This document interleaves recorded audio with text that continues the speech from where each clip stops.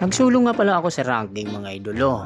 At dito nga, dahil walang nag-core sa mga kasama ko, kaya napilitan akong gamitin itong Aulus ko mga idolo. Meron lang akong napansin dito sa aming mga kalaban mga idolo. Napakaganda naman talaga ng mga line-up nila rito. Pero sisikapin ko mga idolo na hindi tayo maging pabigat sa laban dito at pipilitin nating ipanalo ang laban na to. At dito nga mga idolo, unang kuha ko ng turtle dito, maswerte tayo at pinalad tayo rito dahil ako ang nakakuha ng turtle na ito mga idolo. Teka lang mga idolo, isihan nyo lang muna. Papasukin natin yan hanggang turi mga idolo. Huwag matakot pala. Ang dami natin dito. Mag-iisa lang yan mga idolo. Kaya ito, pinatikim ko siya ng hampas na may kasamang pananakit mga idolo. Teka, ano na naman kaguluhan yan ha? Ang hihilig nyo talaga sa gulo o ano? Tapos ngayon tatakbo-takbo ka ngayon.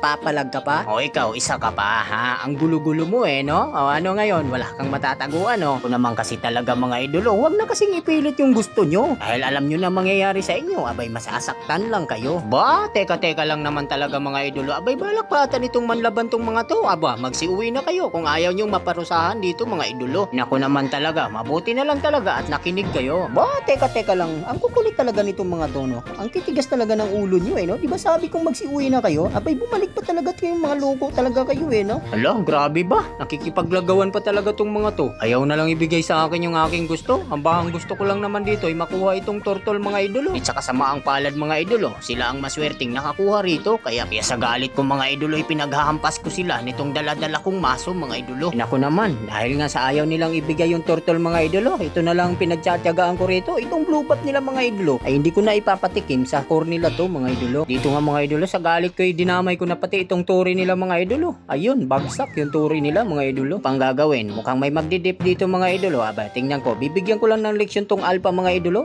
Nawasiwas ako nito kanina Talaga namang napakatapang nito no? O papalag ka pa talaga. Ano ba naman kasi nagbigay sa iyo ng karapatan na gamitin mo yung alpha mga idolo? Alam mo naman na main hero ko yan. Dito mga idolo, medyo na-trust talk pa nga namin dito yung marksman namin mga idolo. Pero panoorin yung mga idolo dahil babawi naman sa amin yung loko. Dito habang ako ay nagpo-push mga idolo, nagulat na lang ako nung dumating itong batang to mga idolo. Ayun kitang-kita po natin, pinakakagat ako sa kanyang aso. At bilang ganti nga mga idolo ay pinaghahampas ko siya nitong dala-dala kong maso. Grabe naman talaga yun mga idolo, no? Yung dala-dala niya ay aso. Sa akin naman, dala-dala ko yung maso. At dito nga mga idolo, habang kami nagkakagulo, panoorin yung mangyayari dito mga idolo. Di nila namamalayan mga idolo na unti-unti na palang kinakalkal ng marksman ang base nila. Yun nga mga idolo, nagresulta na ito sa aming pagkapanalo. Legendary pa nga yung Aulus ko dito mga idolo at nag-MVP pa ito. Paano ba naman? Napakalakas ko ba naman maglaro mga idolo? Joke lang yun, ang tunay na malakas yung marksman namin.